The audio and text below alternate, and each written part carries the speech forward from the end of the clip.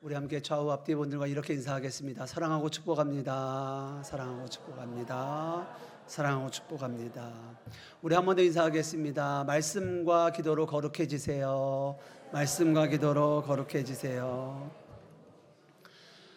우리 50일 기도학교가 은혜 가운데 진행되고 있습니다.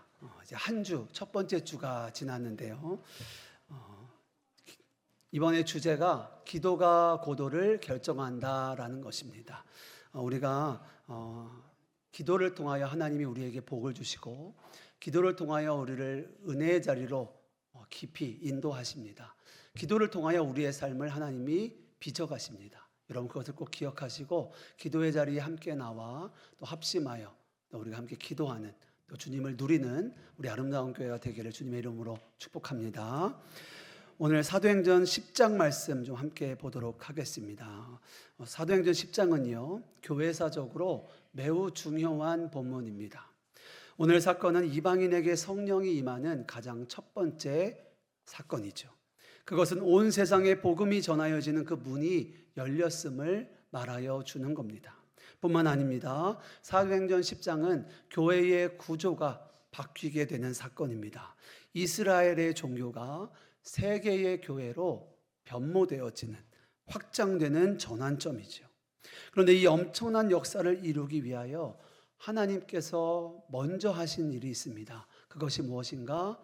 마음을 바꾸시는 겁니다. 그들의 마음, 우리의 마음을 바꾸셨다는 거예요. 오늘은 특별히 베드로로 대표되는 유대인들의 마음을 바꾸셨다라는 겁니다.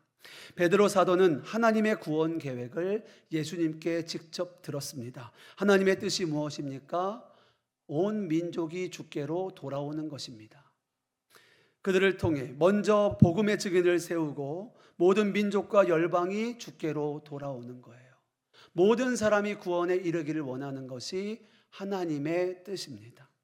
사도행전 1장 8절 말씀 우리 같이 읽겠습니다. 오직 성령이 너희에게 임하시면 너희가 권능을 받고 예루살렘과 온 유대와 사마리아와 땅끝까지 이르러 내 증인이 되리라 하시니라. 아멘. 그리고 이 일을 위하여 하나님께서는 성령을 부어주시고 교회를 세우셨습니다. 그러나 여전히 베드로를 포함한 유대인들은 우리 유대인에게만 복음이 전하여지는 것이고 성령도 유대인에게만 임하는 것이고 그래서 구원도 우리 유대인에게만 하나님께 선택받은 민족 우리 유대인에게만 일어나는 것이다 받는 것이다 여겼습니다. 그렇게 오늘 이방인 고넬료의 가정에 성령이 임할 때 이들은 너무나도 놀란 거죠. 이 사건이 당시 유대인들에게 얼마나 충격적인 사건이었는가는 오늘 본문에서 나오는 베드로 사도의 갈등, 그 마음의 갈등에서 읽을 수 있습니다. 오늘 본문은 욥바에 있던 베드로가 기도하던 중에 본 환상에 대한 내용입니다. 그가 본 환상은 이렇습니다. 하늘로부터 보자기가 내려오는데요. 그 안에 각종 짐승들이 있는 겁니다. 근데 그것들은 유대교 율법에 의하면 먹지 말아야 할 부정한 것들이었습니다. 그런데 하늘로부터 소리가 들리기를 베드로야 그 짐승을 잡아먹으라 하는 겁니다. 베드로는 단호하게 먹지 않겠다고 대답합니다. 주여 그럴 수 없나이다. 속되고 깨끗하지 아니한 것을 내가 먹을 수 없습니다 라고 하는 거죠. 그때 두 번째 하늘로부터 소리가 들리기를 하나님께서 깨끗하게 하신 것을 내가 속되다 하지 말라 하시는 거예요. 이런 대화가 3번이 반복됩니다.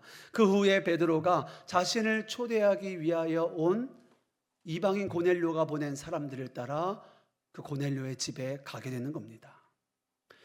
만약에 오늘 하나님께서 환상을 통하여 베드로의 마음을 바꾸지 않으셨다면, 베드로의 마음을 깨뜨리지 않으셨다면 베드로는 결코 이방인들을 따라가지 않았을 겁니다. 왜냐하면 당시 유대인들은 이방인들을 그저 다른 민족이라 정도로 여기지 않았습니다. 그들은 부정하고 가까이 하면 안 되고 그들과 교제하는 것은 위법하다 여겼습니다. 이것이 말씀에도 나오는데요. 사도행전 10장 28절 우리 초반부만 좀 읽도록 하겠습니다. 이르되 유대인으로서 이방인과 교제하며 가까이 하는 것이 위법인 줄은 너희도 알거니와. 아멘. 이것이 베드로가 하는 말이거든요. 이방인들에 대한 편견이 이 정도인데 이방인들에게 복음이 전하여지고 그리고 그들도 성령을 받으리라고는 상상도 못하는 것이 당연하겠죠. 그러나 하나님께서는 베드로에게 워낙 분명한 사인을 주셨기 때문에 그가 이방인 고넬료의 집을 가게 됩니다. 그리고 그곳에서 그들에게 복음을 전하게 되고 그 이방인 고넬료 가정에 성령이 임하게 되는 거죠. 성경은 말하기를 고넬료는 하나님의 마음에 합한 자였다라고 말합니다. 세 가지 특징을 말하는데요. 로마의 백부장이었던 이방인 고넬료는 하나님을 경외하는 자였고, 그리고 자기가 지배하는 유대인 백성들을 많이 구제하였고, 그리고 무엇보다 그는 기도하는 사람이었습니다. 그러나 베드로에게는 고넬료가 마음에 들지 않았습니다. 이유는 오직 하나, 고넬료가 이방인이었기 때문이죠. 그가 다른 민족이라는 단 하나의 이유 때문에 고넬료의 모든 아름다운 일들과 신앙은 아무것도 아닌 것처럼 여겼습니다. 우리는 여기서 편견과 선입관이 얼마나 무서운가를 보게 됩니다. 어떻게 예수님의 수제자라는 사도 베드로까지 이런 마음을 품을 수 있냔 말입니다. 여러분, 예수님의 공생애 때에 예수님이 누구와 함께 하셨습니까? 죄인과 세리와 창기들과 함께 하셨습니다. 그 모습을 같이 옆에서 보았던, 함께 했던 사도 베드로의 마음이 어떻게 이럴 수 있냔 말입니다. 나중에 이어지는 베드로의 고백을 보면은요, 오늘 이 사도행전 10장의 사건을 통해서 베드로의 마음이 완전히 뒤바뀌어진 것을 보게 됩니다. 사도행전 10장 34절과 35절 우리 함께 읽겠습니다. 베드로가 입을 열어 말하되 내가 참으로 하나님은 사람의 외모를 보지 아니하시고 각 나라 중 하나님을 경외하며 의를 행하는 사람은 다 받으시는 줄 깨달았도다. 아멘. 그렇습니다. 세계 복음화를 위한 그 하나님의 뜻이 이 땅 가운데 이루어지기 위한 이 하나님의 뜻에, 하나님의 계획에 가장 큰 방해물이 무엇입니까? 우리의 마음이라는 거예요. 먼저 믿은 제자들의 편견과 선입관이었습니다. 그런데 여러분, 너무나 안타까운 것은 이러한 마음들이 지금 우리에게도 그대로 드러날 때가 있다는 겁니다. 사실 우리를 향한 하나님의 계획은 분명하고 또 엄청납니다. 예수님이 먼저 우리를 찾아오셨고 우리가 예수를 믿게 되었고 구원을 받았습니다. 그리고 이제 먼저 믿은 우리를 통하여 하나님은 그 생수의 강을, 생명의 역사를 우리의 가족과 이웃들에게 흘러가게 하십니다. 뿐만 아니라 하나님은 이 땅에 우리 아름다운 교회를 세우시고 저와 여러분을 이 자리로 부르셨습니다. 우리 교회를 이 지역에 세우신 것은 이 지역을 섬기고 이 땅에 아직도 예수님을 모르는 이들에게 복음을 증거하라고 우리 아름다운 교회를 세우시고 저와 여러분을 불러 모으신 겁니다. 어떻습니까? 여러분들은 하나님께서 구원하는 여러분을 통하여 다른 사람들을 살리는 그 생명의 역사, 그 뜻을 이루기 원하신다는 것을 정말 믿으십니까? 그런데 여기서 먼저 필요한 것이 있습니다. 그것은 우리의 마음이 바뀌어야 된다는 거예요. 사람을 바라보는 우리의 마음이 먼저 바뀌어야 합니다. 우리가 그 편견이, 선입관이 얼마나 강한지 모릅니다. 하나님께서 아무 일도 하지 못하실 정도예요. 제가 질문 하나 하겠습니다. 여러분은 예수님을 믿으셨기 때문에 여러분 안에 꼴 보기 싫은 사람들이 다 없어졌습니까? 여러분 안에 미운 사람들 사라졌습니까? 예수 믿기 전에는 누구나 마음에 드는 사람, 안 드는 사람 나눌 수 있습니다. 가까이 하고 싶은 사람, 또 멀리 하고 싶은 사람 나눌 수 있습니다. 나쁜 사람, 꼴 보기 싫은 사람이 우리에게 얼마나 많았습니까? 그런데 우리가 예수님을 믿었습니다. 그리고 바뀌어야 되는 거죠. 예수님을 믿으면 그 마음이 바뀌어져야 하는 겁니다. 꼴 보기 싫었던 사람도 이제는 내가 용납하고 사랑하게 되어집니다. 그가 도리어 고마운 사람이 됩니다. 그리고 사랑이 그 사람에게 흘러가게 됩니다.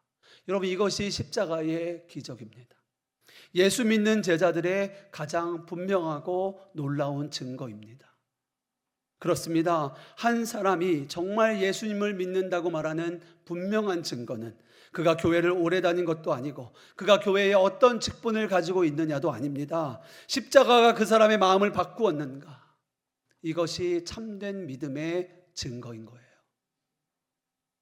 어떻습니까? 여러분은 예수 믿고 마음이 변화되셨습니까? 그런데 안타까운 것은 우리가 예수님을 믿는다고 하면서도 여전히 우리 마음 안에는 편견이, 선입관이 가득하다는 거예요. 같은 교회 다니면서도 그럽니다. 성도들 뿐입니까? 목사들도 마찬가지입니다. 부끄러운 이야기지만 목사님들 모임에 가면 출신으로, 학교로 인한 편견들이 얼마나 많은지 모릅니다. 우리나라의 교단들이 정말 많이 있죠. 특히 장로교는 말할 수 없이 복잡합니다. 근데 이 분열의 역사를 타고 올라가다 보면 한 사건이 나옵니다. 그것이 바로 일제강점기 때의 신사참배 사건입니다. 신사참배를 하였던 목사님들과 신사참배를 거절하였던 목사님들이 서로 함께할 수 없다고 나뉘어진 겁니다. 그리고 계속해서 싸우고 나뉘고 갈라지고를 반복한 거예요. 그것이 지금의 수많은 교단들이 된 겁니다. 지난 2005년 4월에 한국교회의 목사님들이 한자리에 모였습니다. 그 자리에서 한국교회를 대표하는 목사님 한 분이 피를 토하는 공개 회개를 하셨습니다.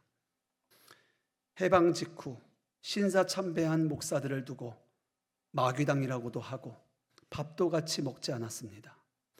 처음의 뜻은 좋았지만 내가 잘났다는 교만심이 커지고 판단만 하고 사랑은 흐려졌습니다. 평생 나 자신이 한없는 하나님의 은혜를 받고 살았으면서도 가장 무서운 교만이라는 죄를 가지고 함부로 입을 열어 정죄하고 저주하는 죄를 지었습니다. 하늘나라는 회개한 자만 간다고 했습니다. 이 교만했던 죄와 부족한 종이 바로 죽을 수 있도록 축복해 주시길 바랍니다. 그렇게 그 목사님이 목에 매인 채 고백하셨습니다. 사랑하는 여러분, 예수님의 십자가는 모든 막힌 담을 허무셨습니다. 십자가로 말미암아 하나님과 원수되었던 우리가 그 관계가 회복되었어요. 하나님과 사람뿐이 아닙니다. 십자가는 사람과 사람 사이에 막힌 담도 다 허무셨습니다. 주님이 우리의 화평이 되신 겁니다. 여러분, 이것이 복음입니다. 우리가 정말 예수님의 십자가를 믿으면 그 십자가는 우리의 마음을 바꿉니다.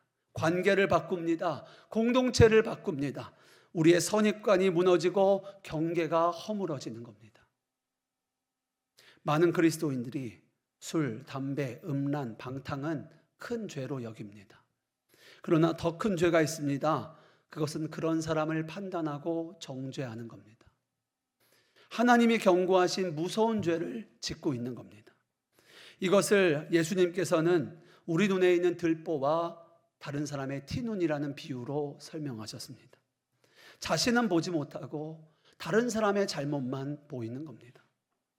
술, 담배가 어떻게 괜찮다고 할 수 있겠습니까? 음탕하고 방탕한 것을, 음란한 것을 어찌 그냥 용납할 수 있겠습니까? 그러나 그런 사람을 내가 판단하고 정죄하는 그 마음은 그보다 더 큰 죄라는 겁니다. 그 점을 분명히 알아야 합니다. 우리가 어떤 사람을 마음으로, 입술로 판단하고 정죄한다는 것은 나는 괜찮은데 저 사람은 잘못하고 있다라는 그 생각이 깔려 있는 겁니다. 이것이 얼마나 잘못된 것인지 모릅니다. 나도 욕심이 있으면서 남의 욕심 부리면 비난합니다. 자기도 거짓을 품고서 누가 거짓말하면 화를 냅니다. 참지 못합니다. 자기도 이기적이면서 이기적인 사람을 보면 이기주의자라고 경멸하고 무시합니다. 이것이 우리입니다. 정말 예수님을 만났다면 그럴 수 없습니다. 예수님을 만나면 우리 자신이 얼마나 죄인인가를 깨닫기 때문입니다. 여러분은 자신이 전적으로 타락했다는 것을 동의하십니까? 전적인 타락이라는, 우리가 완전히 타락하여 우리 안에 조금도 선한 것이 없다는 겁니다. 다시 말해 하나님을 떠난 우리 인간에게 스스로 하나님 앞에 나아갈 수 있는 어떠한 의로움이 하나도 없다는 거예요. 그게 죄인된 우리입니다. 이 말씀을 드리면 여기에 동의하시는 분도 있고 동의하기를 주저하는 분도 있을 겁니다. 세상 사람들은 이런 이야기를 들으면 내가 왜 죄인이야? 라고 말합니다. 저 사람이 죄인이지. 감옥에 간 저 사람이 죄인이지. 저 죄를 진 저 사람이 죄인이지. 내가 왜 죄인이야? 라고 생각하죠. 성도님들도 마찬가지입니다. 이런 원죄의 교리를 머리로는 이해하지만 마음 깊은 곳에서는 받아들이지 못하고 신앙생활을 합니다. 목사님, 제가 죄인인 것은 사실이지만 그렇다고 그렇게까지 악질은 아닙니다. 라고 생각하는 겁니다. 아닙니다. 우리는 죄인 중에 괴수입니다. 선한 것이 하나도 없습니다. 여러분이 얼마나 죄인인가라는 것은 십자가가 증거입니다. 예수님이 죽으셨어야만 할 만큼, 저와 여러분의 죄 때문에 예수님이 죽으셨어야 할 만큼 우리는 악질입니다. 예수님의 십자가 대속의 은혜로 말미암아 받을 자격 없는 우리가 구원을 받고 죄 사함을 받고 하나님의 은혜로 하나님의 자녀가 된 겁니다. 모든 것이 은혜입니다. 내가 한 것은 아무것도 없습니다. 전적인 은혜입니다. 이것이 십자가입니다. 이 십자가의 은혜를 정말 아는 사람은 그 마음이 바뀔 수밖에 없습니다. 이 은혜를 입은 사람은 다른 사람을 판단할 수도 정죄할 수도 없습니다.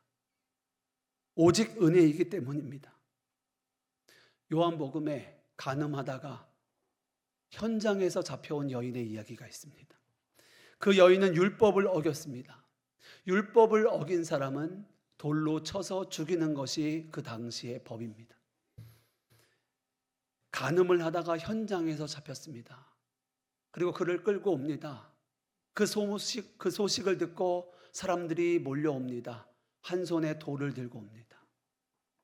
그때 예수님이 모인 사람들에게 말씀하십니다. 누구든지 죄 없는 자가 돌로 치라. 그때 그들은 하나 둘씩 돌을 내려놓고 떠나갑니다. 나중에 예수님과 그 여인만 남습니다. 나도 너를 정죄하지 아니하노니 가서 다시는 죄를 짓지 말라. 제가 예수님을 믿고 나서 바뀐 가장 커다란 변화는 저의 믿음입니다. 내가 가장 큰 죄인인 것을 깨달은 겁니다. 이것은 겸손의 표현이 아닙니다. 저도 제가 그 정도까지 죄인이라고는 그 가능성조차 생각해 본 적 없습니다. 저는 바리새인과 같았습니다. 내 기준으로 다른 사람을 판단했습니다.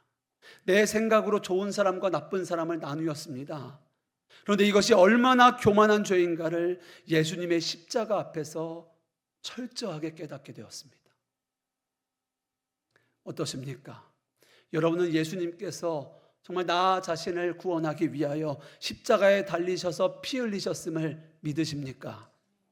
우리는 예수님이 십자가에 달리셨어야 할 만큼 죄인입니다. 이것을 정말 믿는다면 누구도 자신을 의롭다 할 수 없습니다. 정죄할 수도 없습니다. 도리어 죄인이라고 판단하고 정죄했던 사람을 주님의 마음으로 품고 용납하게 됩니다. 사랑하게 됩니다. 왜 그렇습니까? 주님이 우리에게 그렇게 하셨기 때문입니다. 우리가 하나님을 알기도 전에, 우리가 하나님을 찾기도 전에 하나님이 먼저 우리를 사랑하셨고 우리를 위하여 독생자 예수님을 십자가에 달려 죽게 하셨습니다.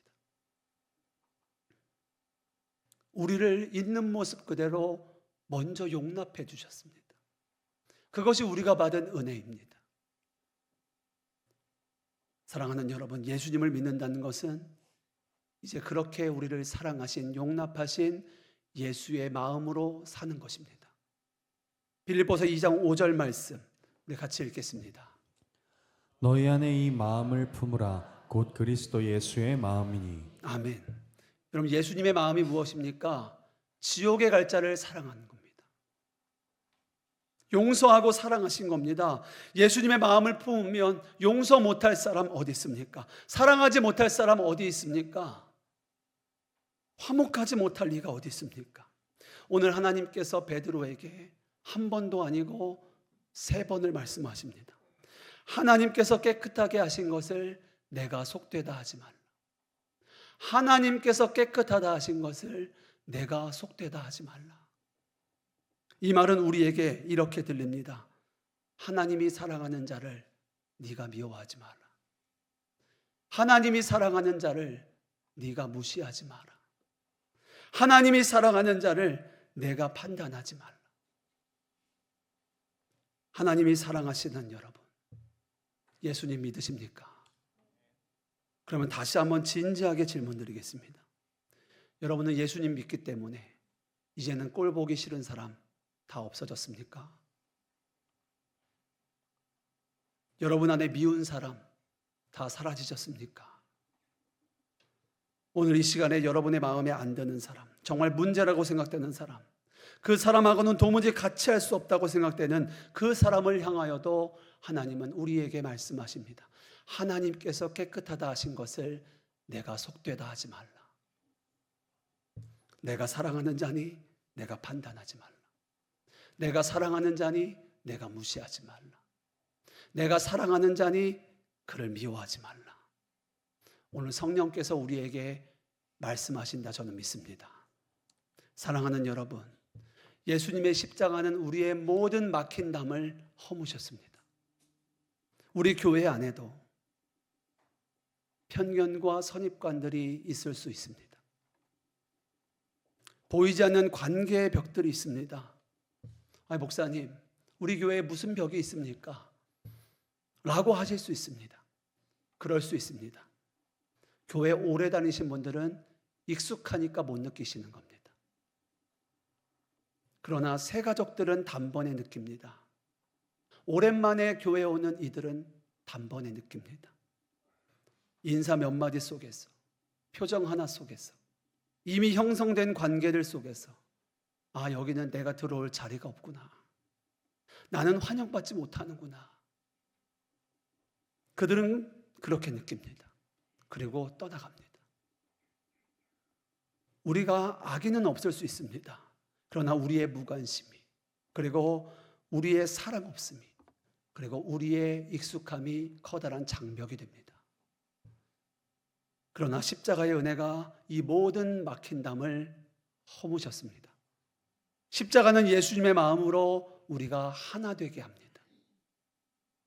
사랑하는 여러분, 우리 교회가 정말 십자가를 붙들고 있다면 새 가족이 와서, 오랜만에 교회에 오는 장단기 결석자들이 와서 이런 고백을 해야 합니다. 이 교회에 오니까 정말 분위기가 좋습니다. 하나님의 사랑이 느껴집니다. 이 말이 새 가족에게서 들려지면 우리는 십자가의 길을 잘 가고 있는 겁니다.